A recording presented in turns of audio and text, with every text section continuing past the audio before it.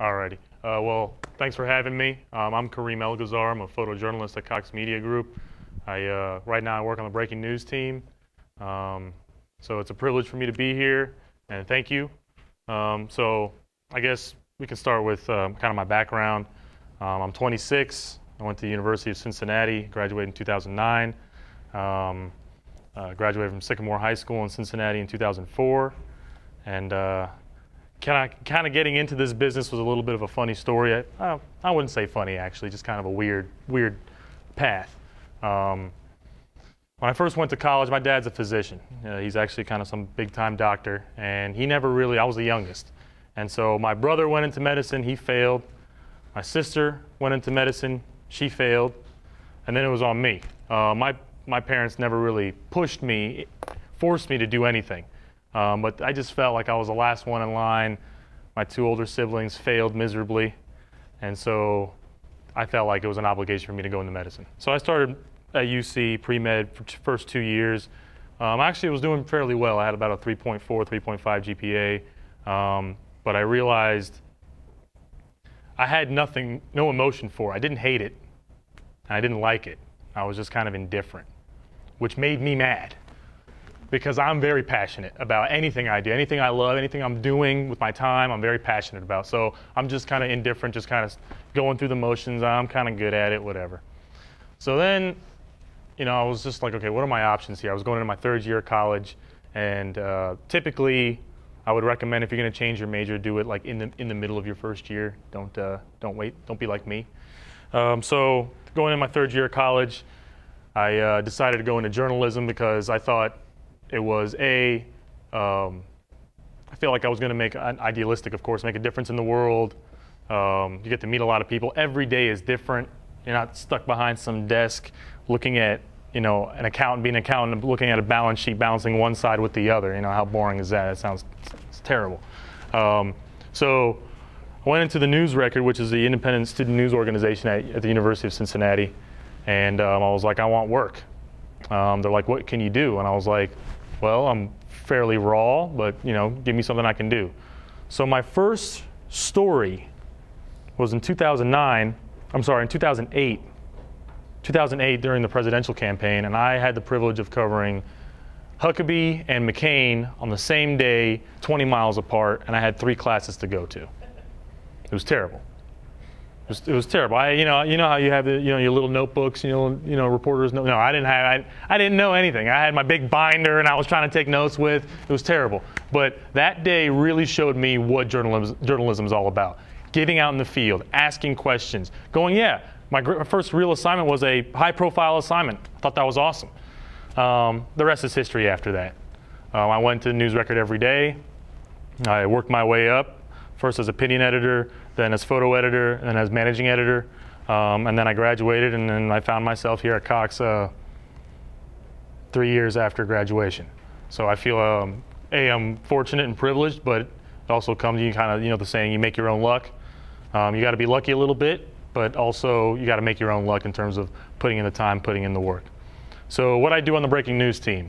The breaking news team is a multi-platform team designed to produce content for all our platforms, all 4 platforms. We have a digital platform, the Wired sites, DaytonDailyNews.com, HIOTV.com, and we also have the social media sites, Facebook and Twitter, and I guess those are the only 2, right? I don't know why people always say social media, and it's just those 2 sites.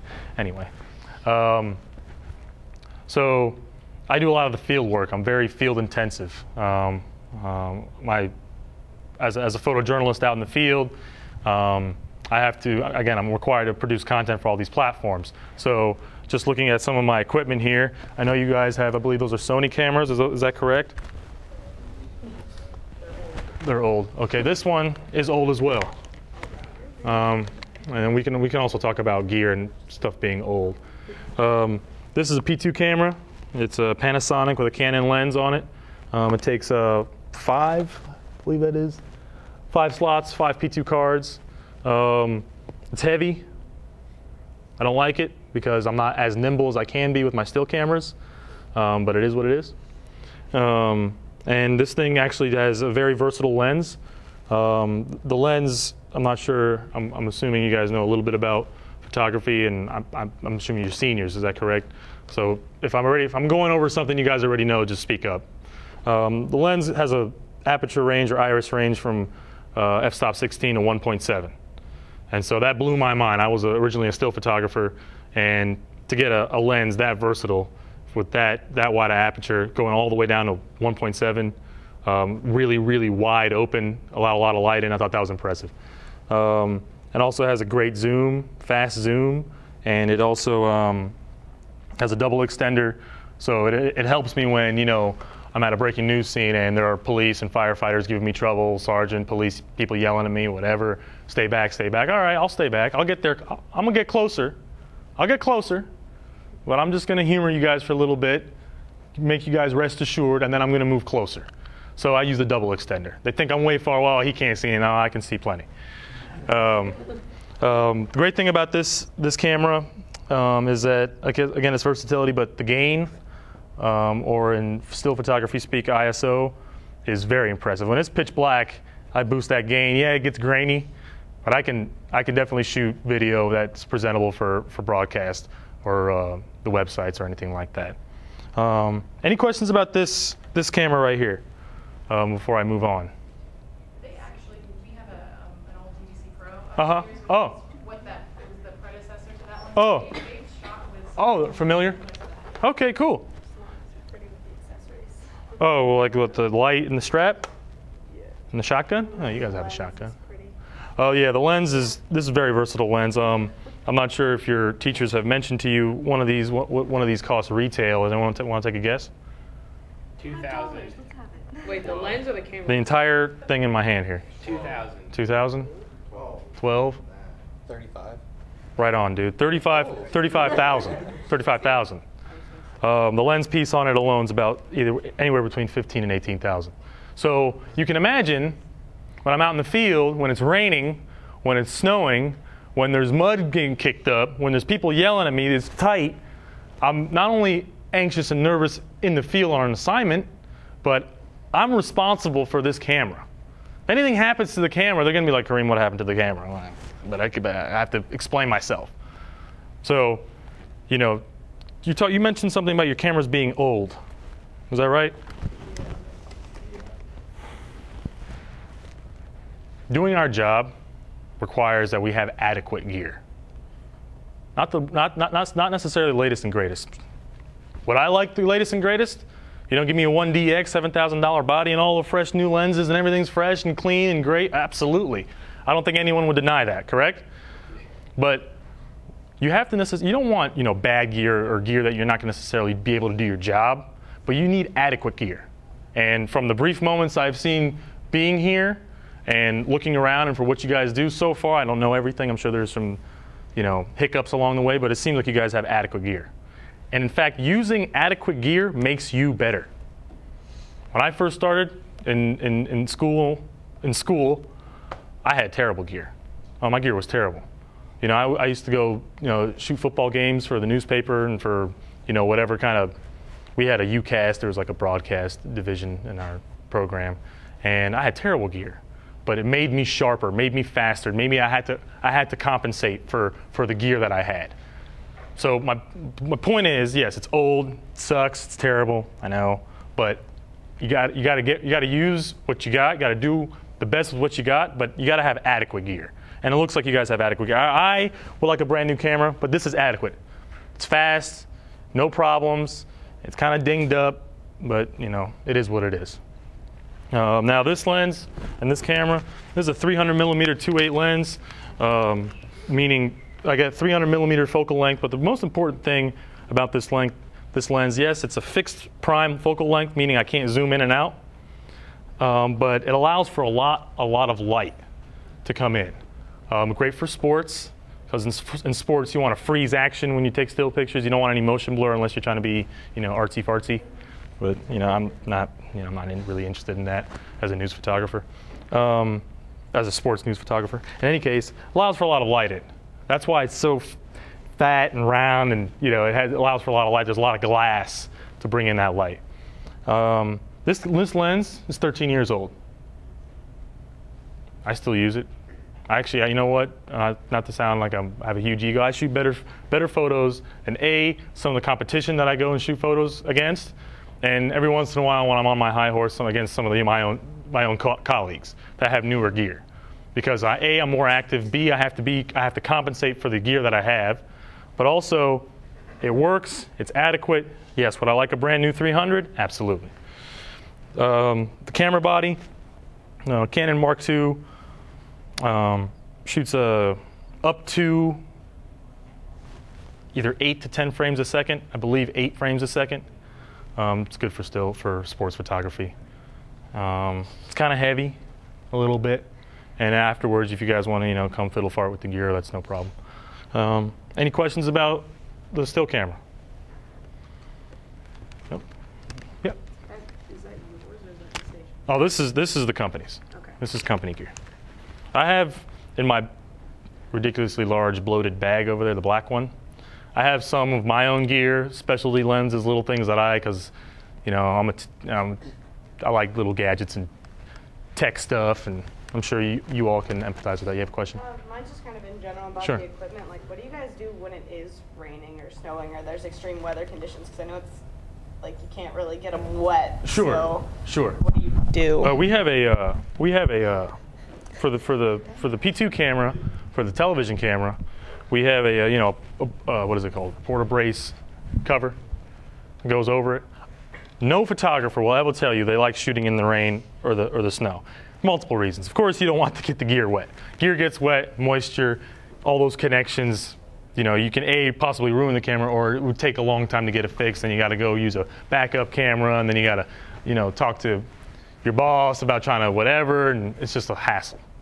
So, yeah, that's one reason. B, for me, when I have the cover on the P2 camera, I can't reach all the buttons as fast as I want to. I can't zoom in and out as fast as I want to, but that's what you have to make do. Especially when you have a boss like, hey, Kareem, make sure you get this video, make sure you get these still pictures, make sure, we got information to go along with the story. But I will tell you this, no story is worth compromising your gear. There'll be another story along shortly. You want to get to an awesome fire, you hear flames and all this kind of cool stuff. Oh, I hear, over the scanner, I have a scanner I keep in my truck. On the first dispatch call, the initial dispatch call, when things are still sketchy and they say working structure fire, fully involved, flames showing, smoke, I'm gone. On the first dispatch call. But yeah, it's in, for example, Urbana. It's a mission, right? Straight mission to Urbana. I'm not going to speed. If the speed limit is 65, I'm going to go 70, maybe 72, but I'm not going to excessively speed. It's not worth me, it's not worth my truck, it's not worth my gear. There'll be another fire as good. If I get there in time, I get there in time, and I can, hustle and get all the shots that I need. But it's not worth, I hope that answers your question. I know I go on tangents. So if I go on a tangent, be like, whoa, Kareem, let's bring it back in. Did that answer your question? Yeah. Okay. That's fine. Now this thing is pretty cool. You know those big, annoying live trucks that you see?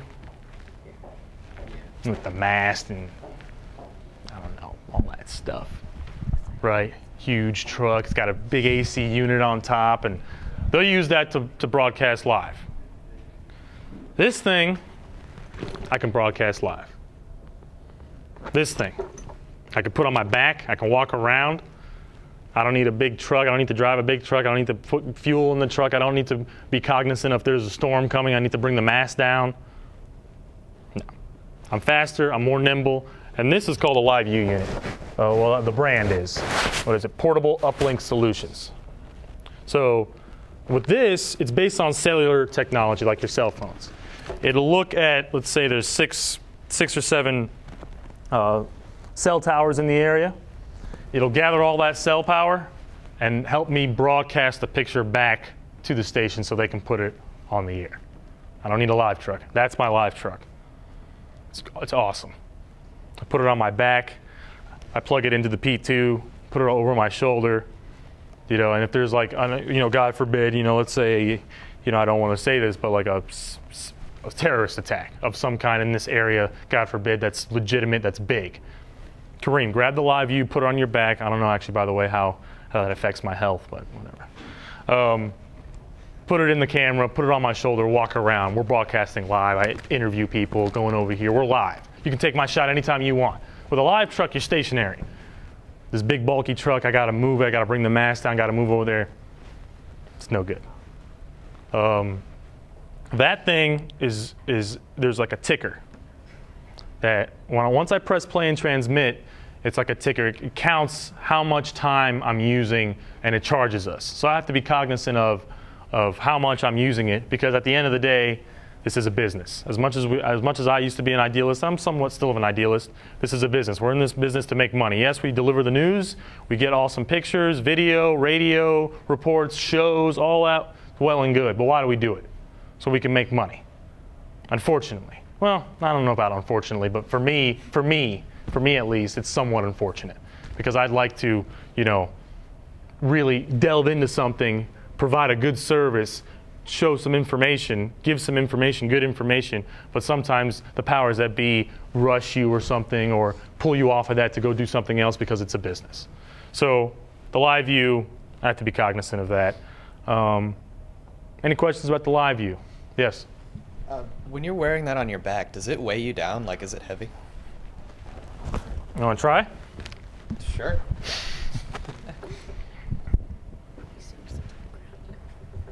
Go ahead. Just like a backpack. Oh, it's not that bad at all. All right, now here.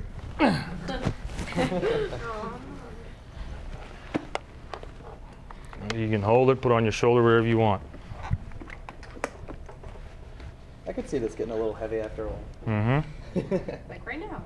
It's not as bad as I thought, though. Like, I was expecting 20 pounds of blood Right. on the back. Right. Yes. So do you pay for like the live view monthly as a cell phone, or like every time do you use it, do you like pay for it? I believe it's monthly. I don't pay for it. Oh, okay. It's awesome. Because if I paid for it, I'd be broke.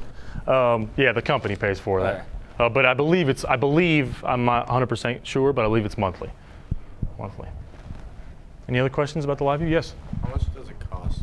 The ticker? Yeah. I don't know.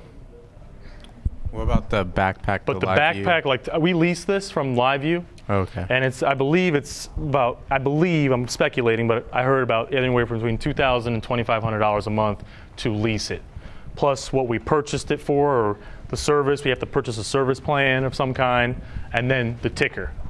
So it's expensive. It can get expensive, but I don't know. You guys wake up early? How early do you wake? You guys see the morning show at 7 on channel? 6. I'm with you. 6. Do you ever watch the morning show at all on Channel 7? You have. You ever seen that traffic tracker? Yeah. Traffic? Yeah. I'm driving, by the way. I'm the one who drives that traffic tracker in the morning. Yeah. So that's what that is. I'm driving around. I'm mobile. I'm broadcasting. I'm hooking up this little mini camera, little Canon, whatever. Firewire cable right into the live view, boot it up. Make sure they got a signal, call master control. You have audio, you have video. Yes, I'm out and about. It's great. So that's if you ever, yeah, go ahead. So when you go to a shoot though, do you set up like, if you're broadcasting live from the live view, do you set up where your camera is going to be for the still shots, and then put on the live view and the regular camera for TV then? For TV, if it's live, they need a live shot. Right. My still camera work is second priority. Okay. So what I do is I set up my tripod, put the camera on there, make sure everything's good, white balance everything, make sure everything's nice, and you don't want a butterscotch video, right? So then when everything's well and good with the picture, then I plug in the live view so everybody can see it.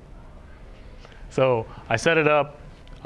Typically when I'm doing a live shot with a tripod, I'm kind of stationary. Put it on the live shot, listen to the show, listen to the producer, might speak in my ear. I'm sure you guys are familiar with that, perhaps. I'm good? Okay, all right. I thought that was maybe a fire drill or something. Lost my train of thought. The buzzing. Live shot, yes. I'm stationary. I'm listening to the show, and if the producer says, "All right, Kareem, you're cleared," all right? And then I might ask her, are you taking another live shot? When's the next live shot? They may or may not know. When they do know, they tell me, and I'm like, okay, Kareem, you have 25 minutes. In that 25 minutes, in those 25 minutes, I'm running around my P2 camera, bring my still camera out, shoot all the photos I can. You know, there's another little nugget of information that I missed, but I'll come back to it. Shoot all the photos, maybe even collect some audio for radio with my phone. You know what I mean? Send that back, you know, through my phone. And then, okay, all right, they'll be like, all right, Kareem, 2 minutes. Where's the shot? Because I took it down. So I set back the shot up and I do it again for the show. Does that answer your question? Yeah. Okay. Now, I have it here.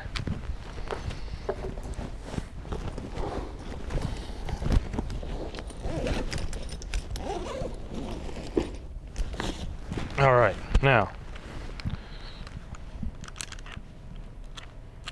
this little thing, it's genius.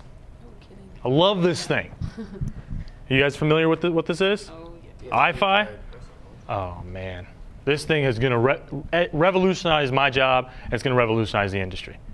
Because when I'm in the field and they're like, Kareem, we need a photo, I'm originally a still photographer. I'm not taking a camera phone photo. I mean, that's me personally.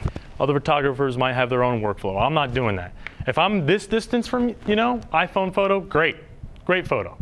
But if I'm at a scene and they're pushing me back and they're like, okay, we need a photo, I'm not just going to take a, you know, camera phone photo and send it back. That's not newsworthy. Colors are wrong. It's not telling me anything. A picture's supposed to tell 1,000 words, right? And at least ideally. Newsworthy photo. So I use my still camera gear, send it back to my phone, send it back. I even got a Photoshop app. I have Snapseed on my phone. Do some rudimentary toting, editing for, you know, so I can be presentable. But it's great. I love this thing. I love this thing. Because if my name, you know, they put, you know, photo by Kareem Elgazzar, my name's going to be associated with something. It's going to be the best it could possibly be given the circumstances. You shoot onto that little chip, and then you're putting that in your phone? Is that where you're No. It doesn't use. It may, if you have a Wi-Fi signal that is recognized, it'll use it. But I don't need Wi-Fi. It's 3G based. So, you know, if I take a photo, mark it, and then in your settings, when you first get your Wi-Fi card, when you mark the photo, it'll recognize the phone. The Wi-Fi app will recognize that on your camera from the card, because the camera, the iPhone recognizes the card as a Wi-Fi signal, even though it's not Wi-Fi. It's kind of the card's tricking the phone. And then I guess using cellular technology or 3G or whatever, it extracts the photo, puts it on my phone, and then I can mess with it. You can play with this later if you want. All right, so we went through the gear. So now we're going to broaden the lens a little bit on media and journalism. You know, it's good. You like that? Thank you. That was in my back pocket for a while. So we're going to broaden the lens a little bit on media and journalism. Any industry, right, is ever changing. All industry. Journalism is on steroids. It's in the steroid era of change. Every day, we're 2012, the industry is not completely, vastly different than it was in 2007 and 2008. Journalism is fun. Every day is different. Meet all sorts of different people, bad and good. People that want to talk to you, people that yell at you, people that are like, what are you doing here? People that want to get to know you, people that want to look at your camera, right? But also, it's an opportunity to demonstrate what you can do. I'm very impressed by the setup here. If I had this in high school, hopefully I'd be a Pulitzer Prize winning by now, but obviously no. This is outstanding because journalism is a merit-based industry. Or media, any kind of media. Meaning, yeah, you can go to class, you can open up your books, you can learn about theory, right? It's no good, you know. Those are the basic fundamentals, broad, vague fundamentals that you take with you to something like this. This is where you learn. This is where the work is done. Because if you don't do the work, if you're just in a classroom kind of taking notes down like, okay, when this happens, I should do this, forget all that. Come in here, apply those things to something like this. Because if you practice here and get better here, you'll be way more prepared in college and then after that. You'll be way ahead of your classmates and your peers in college. So, you know, in terms of journalism, people think sometimes that it's there's some glitz and glamour to it. There can be, but that's for the overwhelming minority. The majority are guys like me, people like me, that are in the trenches every day, dealing with people, dealing with the elements, making sure the cameras are in good shape, making sure all your tools are in good shape. And also, I would think right now, in terms of, you got to be versatility. When I first started, I was strictly a newspaper reporter. I used to, do kind of enterprise reporting. So I did some sports reporting, feature writing, all that kind of stuff. And proper style, writing Associated Press style, really corroborating my sources, really not just throwing stuff, not just getting some tip and not corroborating it. So I'm doing all that writing. And then I picked up a camera and, well, I fell in love. So the writing took a back seat, but I still maintained that practice.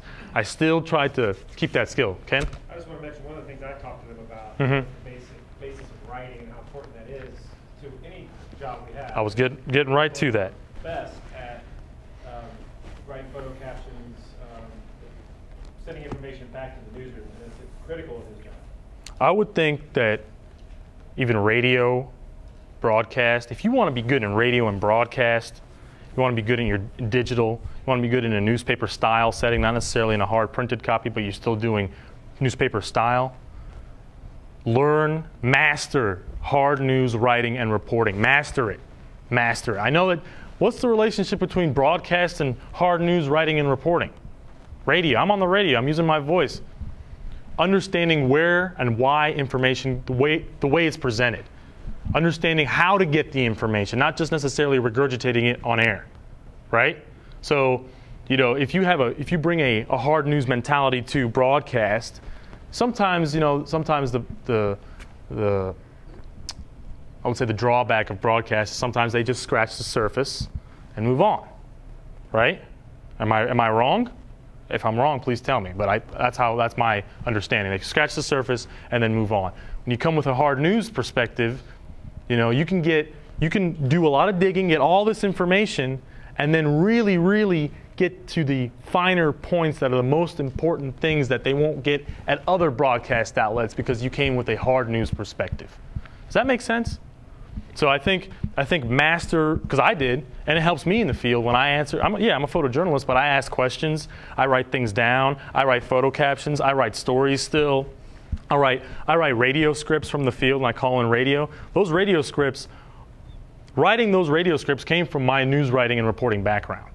I think it's a very important fundamental base if you want to be a photojournalist, columnist, news writer, TV cameraman, radio host, radio anchor, whatever.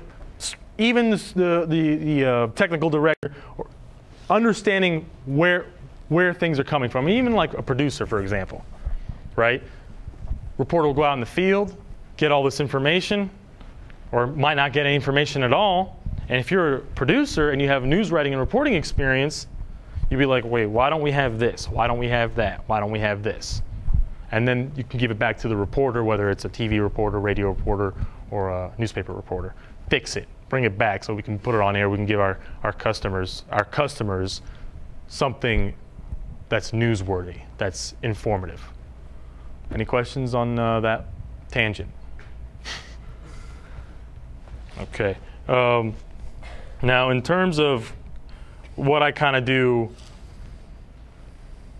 where doing my job as part of a collective goal, right? Sometimes in journalism we have, not even in journalism, in life, right? We have our narcissists, we have those who are selfish, who look out for number one, correct? And then we have those who are selfless. In journalism, I think there needs to be a balance of both, mostly on the selfless side. What I mean is, we have a collective goal. In newspaper, for example, we want to win X amount of awards, or we want to sell X amount of newspapers. That's the collective goal. So you put that as an employee, as a journalist, that's your number one priority, achieving the collective goal. Now, if you have personal goals like, of those 15 awards, I want to win one, or of this a revenue mark that we want to reach, I want to get a little piece of that. If you can achieve your individual goals on your way to achieving the collective goal, that's ideal.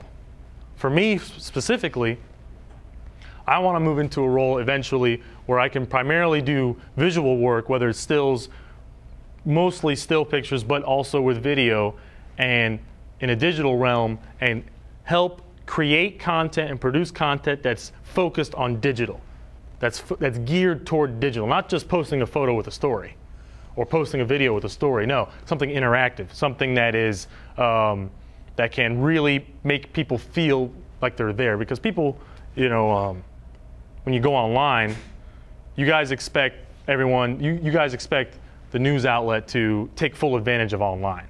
They don't want just a photo and a story. We want interactivity, we want videos, we want audio, we want all this kind of stuff. So I saw one person yawn and another person yawning. Was I boring? That's oxygen to the brain. That means nothing. What? No, I'm just teasing. What would you guys like to talk about? Because I don't like just saying, I like to have some kind of a discussion. I've done these kind of things before in a college setting. So I'm sure you guys have questions. I might go off on a tangent. I'm trying to maintain my time. I think we have about 10, maybe 10, 15 minutes left, if that sounds about right. That sounds, I guess we got the okay. Maybe about 10. Okay, all right. I was thinking about another 15 minutes or so. I might go off on a tangent. Questions, please. Yes? Make sure it's on. What is your favorite thing to do in the media business? Nice question. I've had the privilege, I've only been doing this for 3 years professionally and about 5 overall, but it's been a dense 5 years. I've had the privilege to go to an Orange Bowl, Sugar Bowl, Browns games, Bengals games, sports, OSU. It's awesome, man. It's awesome. It's awesome. I love sports shooting. I like shooting sports. I like going to sports environments because I'm a sports junkie. I like going to pro environments, particularly baseball, NFL.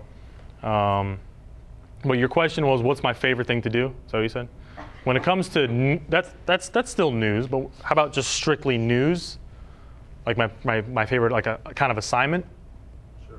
Sure. Probably a good structure fire where there's flames and smoke and people. What's funny? What's funny? Flaming people or No, people? flames, smoke, and people. Okay, not all together. inside each other. Well, this might sound a little sick, but from a journalistic perspective, if somebody catches on fire at a house fire, I'm not happy, but I'm definitely going to shoot everything I can of it. There's a famous Pulitzer Prize winning photo that I believe a Cambodian monk set himself on fire. I believe the photographer recently passed away, or I'm not sure if that's true, but so he excuse me? No, the photographer. So, yes, that's happening, but you have to have the presence of mind to shoot, to work in a, for example, perfect example, I can't believe I didn't bring this up. I went to Colorado in July to cover the unfortunate Aurora, Colorado shootings. Talk about a dense, heavy, thick, emotional assignment. As a journalist, you have to, yes, empathize, yes, be sensitive, use discretion. Don't necessarily, that big camera, people get intimidated by it, people get mad by it. You got to be tactful, you got to use tact. But also at the same time, really, really, for lack of a better way to describe it, kind of be cold. Got to be numb. Because if you get involved, if you get emotionally invested too much, I think you're compromising your job, your role as a journalist, as a media professional. If you're, these people, I'm so sad for them. Yes, I'm terribly sad for you. Yes, this is a terrible situation, but I have a job to do. And my job is to tell everyone in the world your story, what you're going through right now. That's my job. I'm going to do it the best that I can. So I like pressure, man. Those are my favorite things to do. I like photo time. I like it all, man, but I would say sports and a good working structure fire with flames, smoke, and people.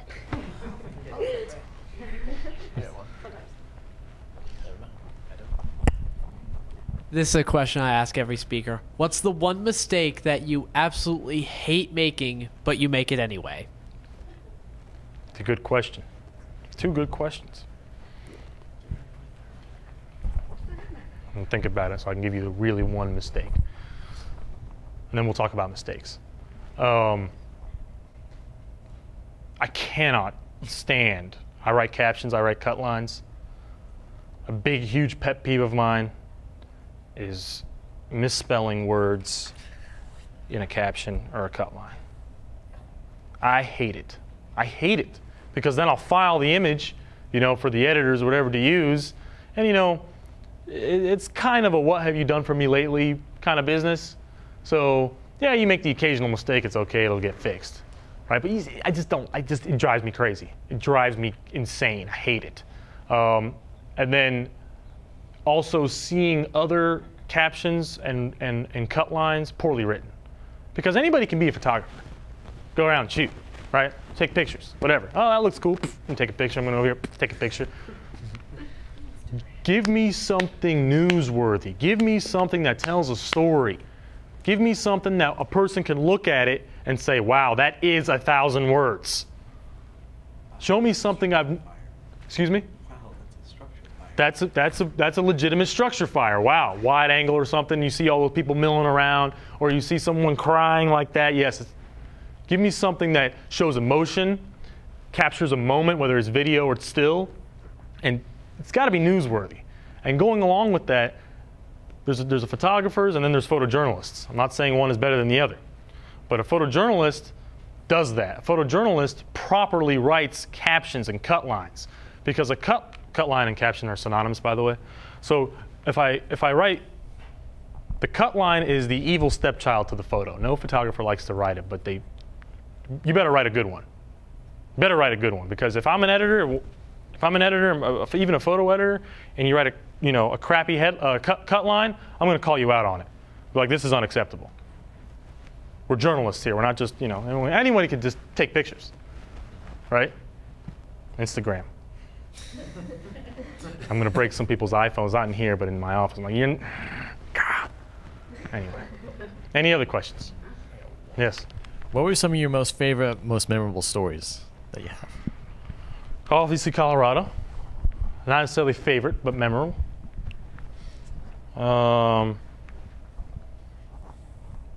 Covering President Obama when he came to Cincinnati. I shot the photos for that, and I wrote the story for that. Sugar Bowl Bearcats. I'm a Bearcat. Went down to Sugar Bowl, Louisiana. Went for 5 days. Did like 6 hours of work. It was awesome. All paid for by the student newspaper, so I was very pleased about that.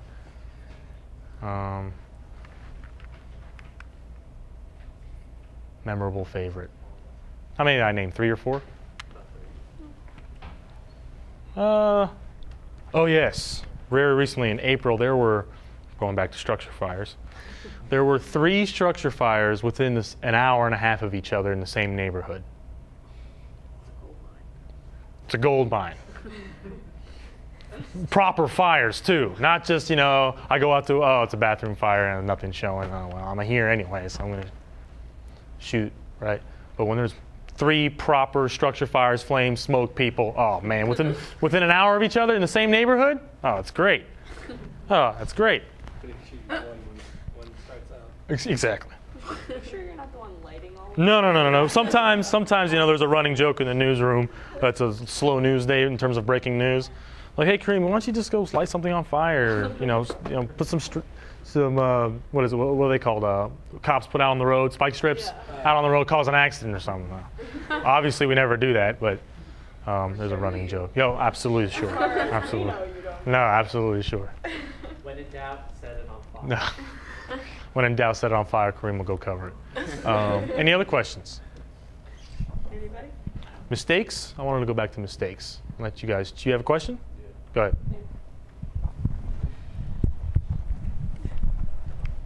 What's the first thing you do when you report to a scene? Good question. First thing I do. So I have to serve multiple platforms. I'm not just one-dimensional television or one-dimensional radio. By the way, don't ever be like that. You want to work in this business, don't be like that. Anyway, we can go back to that. First thing I do, I got to serve digital, because digital always needs to be updated, needs to be fresh, needs to be new content. So what does digital need? They need still photos, and maybe if I can shoot some raw video with my camera phone, with my iPhone, if I get close enough. I only do it if I get close enough, if I can do some newsworthy video. 30 seconds. I have also a little weird monopod tripod that I can put my iPhone on. I look ridiculous when I'm shooting, but the picture stays stable, so it's important. So only when I'm close enough will I send back raw video that's newsworthy. Again, this is a business, so you'll get managers, I don't care what it looks like, just send it back so we can stick a pre-roll ad on it. Right? I'm sure you've seen those pre-roll ads. I'm the kind of guy who'll be like, you'll get your raw video.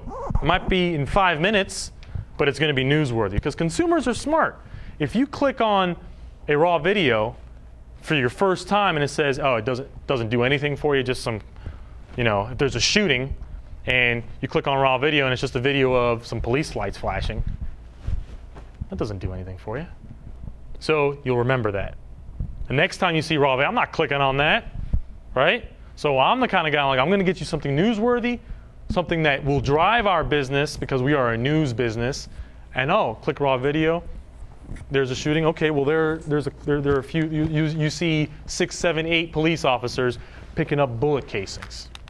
Okay, that's newsworthy, And then you might go over here with my weird monopod tripod. Go over here, and there are people crying. Okay, that's newsworthy, not just some flashing lights. So first thing I do is I serve digital with still pictures through my iFi card, and I send it back in video. And then I do perhaps an observational report. I'll call back the desk and be like, okay, this is what I see. I see 4 cars, 2 of them are rolled over. I see at least 2 ambulances here. Maybe there's 1 person. I see 2 people getting transported. There's a sergeant here, so that means I can talk to him later for the record, that kind of stuff. And then I might call radio. Leave an observational phone message that they can put on air, or sometimes I'll call the person who's sitting at the desk. I'll be like, can you record our conversation? We have an off-air Q&A to be put on air, so he can edit that video, my answers. Does that make sense? And then I shoot video for television in a non-live situation. And then I take more still pictures with my proper still cameras for print if it meets the print requirement to be in breaking news. Because breaking news, burden of proof, I don't know if that's the right way to say it. Anyway, for a newspaper, it's got to be like someone's dead, or someone is excuse me? Someone's on fire. It's a higher standard than necessarily in television or broadcast, because they have a lot of airtime and it needs to get filled, and I get it. So, does that answer your question? Any other questions? Do you have one? You look like you got a question. Pause. No questions? He just looks like that. No other questions? So going back to mistakes, make as many mistakes as you want. 500 mistakes, make them once. That's how I go about my work. I make mistakes all the time. All the time. I try to make them once, except that cut line caption thing that drives me crazy. But I always make that mistake. But make them once. Don't keep repeating the same mistake. Make 500 mistakes. Just make them each one time. Because that way, A, you'll learn, and B, if you have a manager, if you have a supervisor, if you have, not only did he or she make a mistake, but they responded to that mistake. They responded to that positive feedback. They responded to that negative feedback. They responded to that mistake. So that's what I wanted to go off on, mistakes. So my question was, you just led right into it, which is giving and receiving feedback. What's that like for you? For me specifically, I like to think that I have an ego. I know I do. But I'm self-actualized about it. Some folks have egos and don't realize that they have an ego. And it's not a good position to be in. So I know I have an ego and I try to control it. Or I try to use it to my advantage. So giving and receiving feedback. When I get feedback, sometimes you can tell that the feedback is genuine, is sincere, they really want to make you better. And so just take it. Because not everyone is willing to give feedback. So when you have someone who is sincere about giving feedback and you get good feedback and he's looking at you and or she's looking at you and he is like really going into it with you, take it, absorb it. Because yes, you might be younger and fresher and faster and perhaps more tech savvy, but that person has experience that you will only gain by making mistakes and listening to that person and doing the work. So listen to the feedback. That's one thing I try to think about is, this person has years on me. So if this person has years on me and they're willing to give me positive feedback or any kind of feedback, take it. Now, on the flip side, every once in a while, that doesn't happen a lot that I've been fortunate, but every once in a while, I'm going to be real with you guys here, straightforward. Every once in a while, you get some person who, yes, either A, is striving to be a manager, or B, is a manager, and they'll try to give you feedback, but try to show that I'm the boss, right? And they're not sincere. That's okay. You say, okay. Listen to what they have to say. You say, okay, if it's useful, take it. If it's not, don't take it. But don't fight that back.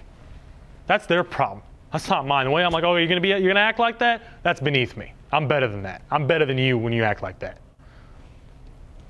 Okay, sir, no problem. I'm gonna go do my work. Thank you for the feedback. I'm gonna go do my work now. Because it's about building relationships and cultivating a rapport and showing that you're a professional. Someone talks to you poorly one time and you blow up. You're not acting professional, especially if it's a manager. So feedback is critical if you want to be successful. I mean, it's critical. And now giving feedback, I try to give feedback at any time that I can. For example, on our team, I'm sort of an unofficial leader in terms of reporters and photographers. So whenever I see an opportunity to give feedback, especially with a few guys that are very, very new to the business, less than a year, only 6 months, and they're just learning the gear and they're just learning how to use light and the importance of light when doing visuals or reporting or even news judgment when it comes to something on the scanner, how you got to let it marinate for a second before you dispatch someone because it likely could not be anything at all. So any opportunity I have to give feedback, I give it. Because also, giving feedback, I'm 26. If I'm working with a 22-year-old, I can identify with that person. I know what it's like, man. You're an intern, or you just started, and you're nervous, and you don't know what's going on, you don't know what you should be doing, and whatever. I know what it's like. I know what it's like. And so I try to, hey, I'm Kareem, whatever, joke around a little bit, show them my human side, show them that I've been there, but I'm young, but I do have a few years of experience, dense years of experience that I could share with you if you want it. Now, if I find people that are not receptive to the feedback, okay, fine. That kind of behavior is beneath me. Moving on. Does that answer your question? Any other questions? There got to be something out there. No? So I have a couple more minutes here. I'm going to stretch this. We're in good shape. I have a few questions. What do you guys in this room tell me about your aspirations, your goals, and we can kind of go on tangents for a little bit with that. Go ahead. I mean, like you, I want to film sports. I want to get into the NFL. That's right. And film for the Philadelphia Eagles. All right. Very specific. Yeah. That's good, man. No, that's good. You don't know what I think about that? What? I'm asking you. What? I'm asking you, do you want to know what I think about your goal? Yeah. Oh, yeah. I think it's a great goal. I think it's absolutely achievable. I think it's absolutely achievable. The most important thing for that goal, of course, is show your expertise in sports shooting, but also your versatility. I'm not just a sports shooter. Right. I'm a newsman. I'm serious. I'm a newsman. I'm all over the place. Yes, my expertise is in sports, my love is in sports, my passion is in sports, but I'm a newsman. I can go shoot whatever you want. So that's an absolutely achievable goal, and you should work toward it. Absolutely. You can absolutely do that. And you said video, correct? Yeah. Yeah. And with video, you have the opportunity, especially sports video, you can shoot like a still photographer. For example, have you ever seen those really tight frame, slow motion? Looks like a still picture. Looks like a moving video, isn't it? Looks like a moving still picture. I know that sounds like video, but moving pictures. I know it sounds weird, but that's what it looks like, because it doesn't necessarily look like one of these cameras that, they looks like video. It doesn't necessarily look like a moving picture, and it's hard for me to articulate that. But yeah, that's an absolutely achievable goal. No one has any other goals or aspirations, just going to school and graduating. Go ahead. Oh, you go ahead. I don't know what to say. Oh. My aspiration is definitely in acting. Acting. Acting, yeah. or like, go ahead. Sorry, I know you had some other things to say. Acting, voice acting, television, movies, basically anything and everything. Acting. In terms of, because some people would say doing news reporting or doing anchoring is a performance, and I would agree with them. It's not necessarily full-blown acting, right? But it is a performance. So is that something you're considering, or more traditional acting? I would definitely say more traditional acting, but I mean, anchoring would be awesome too. Being in front of the camera in general is just definitely right up my alley. So with those kind of skills, or I'm sorry, with that kind of goal, it's highly competitive. Even more competitive than being a photographer or being in any kind of news media. I wouldn't see there's no reason why you couldn't achieve that goal. But you're gonna go through setbacks. I went through a ton of setbacks. I'm still going through setbacks. So Ken and I have had many discussions about that. Keep just moving forward, tunnel vision in terms of, I'm achieving this goal. Now, you might deviate, you might be behind the camera for a little bit. But this might be a way for me to get into being in front of the camera, whether it's anchoring, reporting, or acting. Or, you want to go do something else, hang around the business.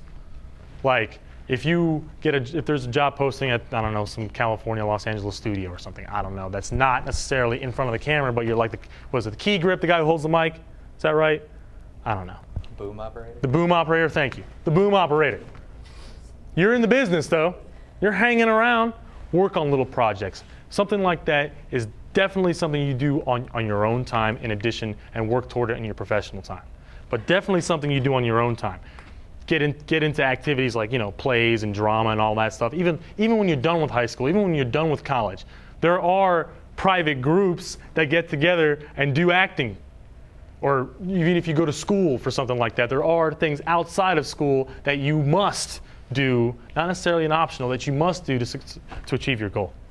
That's what I think, but I have no expertise in acting, but that's just my goal. That's my thoughts. Okay. I'm definitely an editing person, so I kind of want to get into any sort of editing. I don't really care if it's TV or movies, but I also really enjoy sports reporting and stuff, so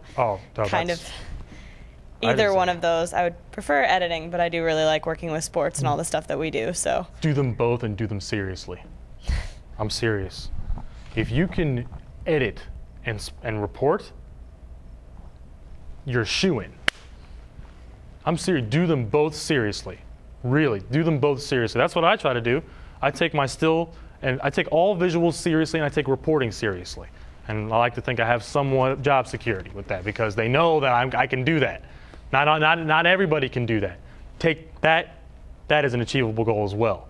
And perhaps even within your fingertips in the next few years, if you take both skills seriously. Because when you're done, not necessarily done, when you have a proficiency or a mastery or a competency even in editing and reporting, let's just say reporting, because I know sports reporting is kind of specific, sideline reporting, sounds like. Is that right? Just anything really that has to do with sports. Yeah. Okay. So show your mastery proficiency in both, and when you go to apply, I'm not just a one-dimensional reporter, dude. I can edit too. And this is what I've done on my own. No cameraman. Put together demos and projects like stand-ups of you working in front of the camera, having the camera stationary, going around shooting, putting it all together, and like, boom, that's what I did. You don't need to, I do it all, man. Guess it's my Oh, you turn. have, I haven't forgot about you. Go ahead. Beat you. I would absolutely love to be a director and or producer. That's just, I don't know. Director and or producer. She makes things come together quite nicely. Make things come together quick, okay? Like I said, master news writing and reporting. Master it. I'm serious. I know it sounds boring and dry. It doesn't sound boring. But master it, because that's something that you'll need as a producer. Absolutely, you'll be the best producer if you can do that. Because that's what, in my opinion, my humble opinion, I might be wrong, but from my observation, I think the weak producers are the ones that have very little hard news background. If you can secure that and come to be an assistant producer, associate producer, an intern, and show that you have news judgment, so that, wait a minute, there's a couple things missing out of this story. If you want to lead the 6 o'clock with this story, reporter A, take photographer B with you and make sure you have these things and bring it back to me. Absolutely. But that's a good goal to have.